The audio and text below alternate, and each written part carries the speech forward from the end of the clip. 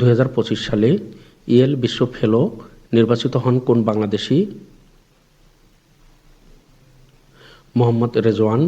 2025 সালে ইয়েল বিশ্ব ফেলো নির্বাচিত হন মোহাম্মদ রেজওয়ান। দেশে প্রথম আমেরিকান এক্সপ্রেস মেটাল কার্ড নিয়ে এসেছে কোন ব্যাংক? City bank. দেশে প্রথম আমেরিকান এক্সপ্রেস মেটাল কার্ড নিয়ে এসেছে সিটি ব্যাংক।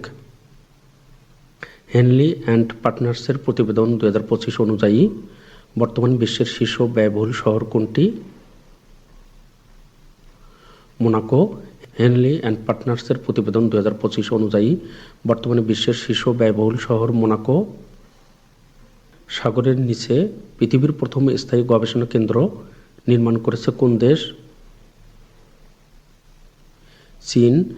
সাগরের নিচে পৃথিবীর প্রথম স্থায়ী গবেষণা কেন্দ্র নির্মাণ করেছে চীন।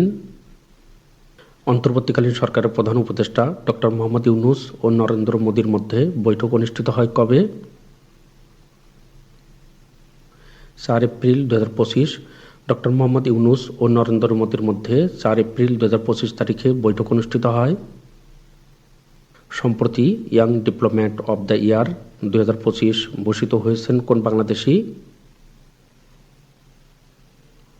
সোনিয়া মুন্নি। সম্প্রতি young diplomat of the year 2025 ভূষিত হয়েছেন সোনিয়া মুন্নি। এপ্রিল 2025 পর্যন্ত ফিলিস্তিনকে স্বীকৃতি দানকারী দেশের সংখ্যা কতটি? 147টি। এপ্রিল 2025 পর্যন্ত ফিলিস্তিনকে স্বীকৃতি দানকারী দেশের সংখ্যা 147টি। গাজায় ইসরায়েলি গণহত্যার প্রতিবাদে গ্লোবাল স্ট্রাইক ফর গাজা পালিত হয় কবে? 7 এপ্রিল 2025।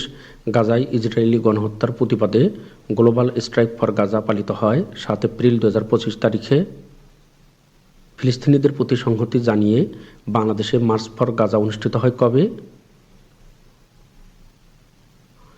12 এপ্রিল 2025। ফিলিস্তিনিদের প্রতি সংহতি জানিয়ে বাংলাদেশে মার্চ ফর গাজা অনুষ্ঠিত হয় 12 এপ্রিল 2025 তারিখে। বাংলাদেশের প্রথম ক্রিকেটার হিসেবে 50টি সেঞ্চুরির মাইলফলক অর্জন করেন কে? এনামুল হক বিজয়। বাংলাদেশের প্রথম ক্রিকেটার হিসেবে 50টি সেঞ্চুরির মাইলফলক অর্জন করেছেন এনামুল হক বিজয়। 2025 সালে শিশু মৃত্যুর হারে বাংলাদেশের অবস্থান কততম? তৃতীয়। শিশু মৃত্যুর হারে বর্তমানে বাংলাদেশের অবস্থান তৃতীয়।